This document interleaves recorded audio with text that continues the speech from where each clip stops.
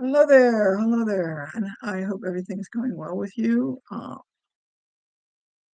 allergies are bugging me for some reason, which I don't understand, but pollen count's low, but that's beside the point. Anyway, hopefully you're doing well and you're looking cheerfully at the second half of the new year, whichever hemisphere you happen to be in. It doesn't really matter because it's still the second half of the new year, right? Um, I want to talk about habits today. And for one thing, I want to let you know that I'm going to be working off of this little book, seriously, little book, Habits, Mark Anderson and John J. Murphy. I was looking at it the other day and I thought, gee, I could just sort of take some of those points out of that. It's a small book. It wouldn't, you could go through this really quickly, but still, I thought the idea of just giving you a couple of the points off of it, which in a sense condenses a lot of things about changing a habit. So I thought that that might be helpful, that some of you would like it, because you might be thinking of, changing habits. Most of us tend to want to change a habit of some sort. Let me talk about habits in general first. Because many of the time when we think of habits and we think of doing things habitually, we tend to have some kind of a negative reaction to that. Um, we do have good habits, but a lot of people tend to notice mostly their bad habits. Habits, 99 and 44 100% of the time, as far as I can tell, always start out with a very valid purpose. Always. Now, over time, they may lose that valid purpose, but they start out that way. So let's just think in terms of, let's say you broke your leg when you were 8.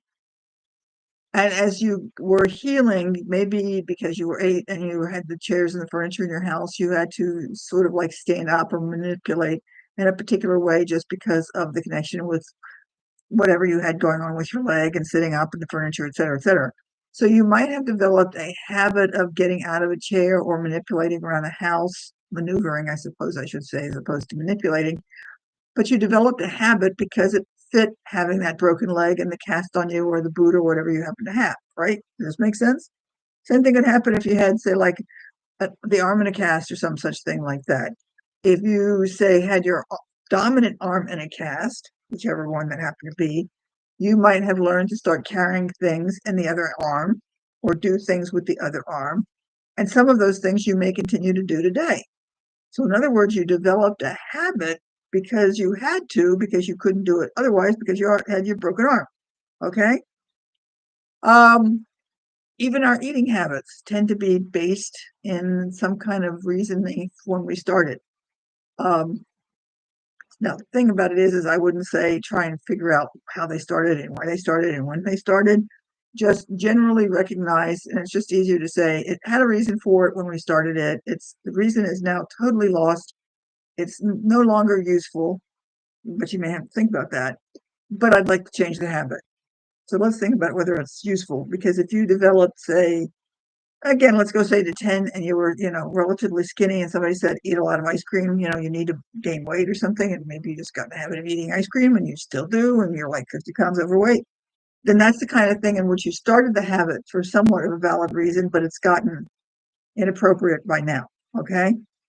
But your habits, if you could conceivably go back in your head and think about when they started, which in many cases you can't because they started so long ago, besides which is a waste of time to try and figure that out anyway. But if you could, it started for a valid reason. Okay. It didn't start just because you decided to wake up one day and, start eating 7 tons of, ice cream or something. It started for a valid reason. So if you think about a habit from that particular point of view, start thinking in terms of a behavior you want to change and how it's going to be more valid and appropriate for what life you're in now. Now, this may change in 10 years. 10 years ago, it may not have been appropriate.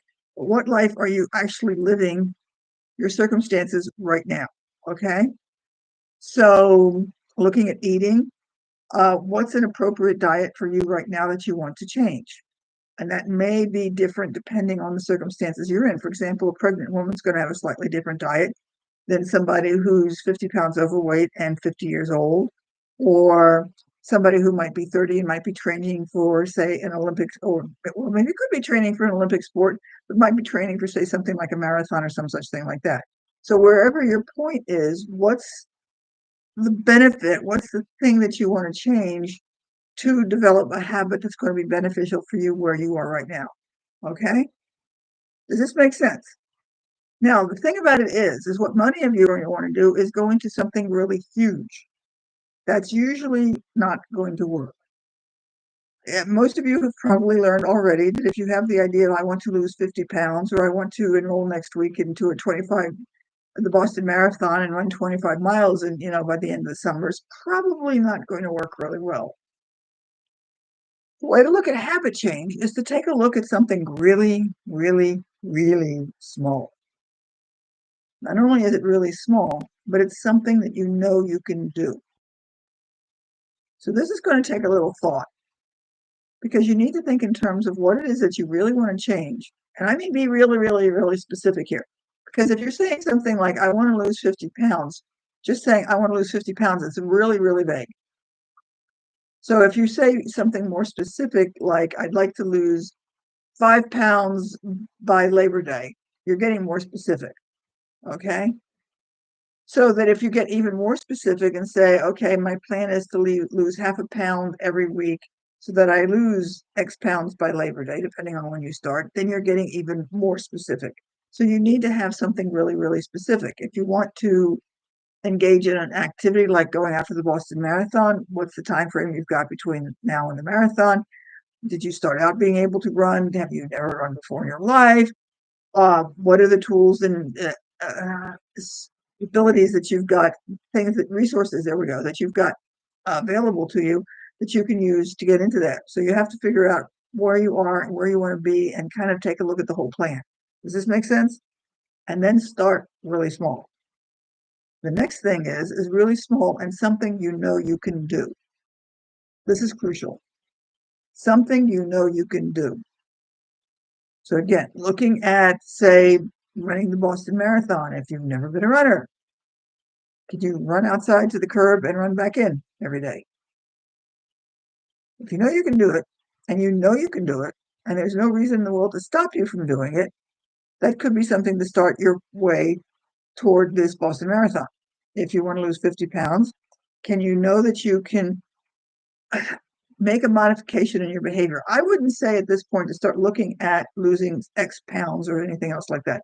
I would look at the concept of how can I change my diet to go in a better direction and look for some small change you could make. Let's say you're used to eating 6 cookies for dessert. I'm going to only eat 3 cookies for dessert from now on. Pick something you know you can do. If you know that you can go from 6 to 3, and you know that that's not going to be an issue and that's not going to cause you a problem, think in terms of something like that. Now, I know it's going to seem like just changing 3 cookies is going to get me. Ultimately, yes, it will. Because the idea is to take those small habits, develop them, and then build on them. So if you're going from 6 cookies to 3 cookies, then maybe from 3 cookies to no cookies. And then you're going to start changing other eating habits to the point that you slowly will begin to start losing the weight because you're changing small habits incrementally and you're not feeling pain, if you will. You're not feeling deprived. And yet you know you can do these, and yet you know that you can do these and you're accomplishing them, which gives you a source of uh, well-being because you know you did it. Now, back to the running exercise. If you know that you can run to the curb and back, okay, then maybe next week you'll run down the block and the corner of the block and back. And once you get to the point that you do those things and you do them consistently based on whatever schedule if you're going to have cookies for just dessert at, your evening meal, okay, then maybe you want to do it for 1 or 2 weeks. The running might want to take it longer. I don't know. It's all going to depend on you and your time frame. But you get to the point that you take that one small little detail, and I would suggest getting a tracker or marking something off on the calendar and say, okay, I've done it for 6 days in a row or whatever. Then take that one small detail and build on it, and then work on that for the next couple of weeks. The key here is that you have to know that you can do it. You have to believe you can do it. You have to do it, and you document it so you can see your success. And you build on that. Okay? Now, most people are going to say, for losing weight, you're going to stop doing the whole bag of Doritos. That usually makes people feel deprived, and they look at it, and everybody else is, eating Doritos, and you're sitting there saying, "Oh, I want one." if you just break it down into something small that you can do, like the cookies. You've had your cookie, you've not deprived because you've had one with everybody else, you just haven't had as many. So maybe you're into a half a bag of Doritos. Maybe you can just sort of like take the big bag and cut it down so that you've got several smaller ones and just allot yourself that smaller bag of Doritos instead of the big bag. Take something you know you can do and then do each one of those things every day or twice a day or whatever it is that you're up to doing. And then we'll come back later and talk about where to go next. But this is the first step in doing that. Yes, it takes a while, but if you think in terms of how long it took to build up some of your habits to begin with, it's going to take a while to make some changes to get into the more positive habits. And if these are the habits you're going to want to keep, at least for the next 10 years or whatever, you're going to have to build them up slowly. Because if you try and lose, 50 pounds in 2 months, okay, yeah, you might, but I pretty much guarantee that you'll have the weight back by Christmas. Okay? Does this make sense? So look at your behaviors this week, decide what you want to do or not do, as the case may be, and think in terms of that one behavior. Figure out how you're going to track it, whether it's just marking it off on the calendar or get a tracking measurement or something, and start making little notes of what you're doing. How does it make you feel? Is it easy, difficult? If it's easy, it's better. Just make sure you do it every single day. Okay? And if you mess up, just in a sense, continue again. So, like if something happens, maybe you're running and then you've encountered like torrential rain and you can't run because it's pouring rain, start again and see what happens. Some of this is going to have to change depending on the circumstances, because if you just have one day of rain and that's the only reason you didn't run, you might continue, on with that and count that as a whole week. But it's going to kind of depend on where you're going from and how much resistance you're getting from yourself. Okay. So let me know how this works. Let me know what you're thinking about, and we can work on how you're going to go from here to the next steps. So you ultimately do get to the point of making those habit changes. And not only do you make those changes, you learn how to do other habits so you can make other changes when you want to. Okay. So this is a little longer than I expected, but hopefully it was helpful. And let me know how it works if you have any questions, and we'll chat with you later. Okay. Bye.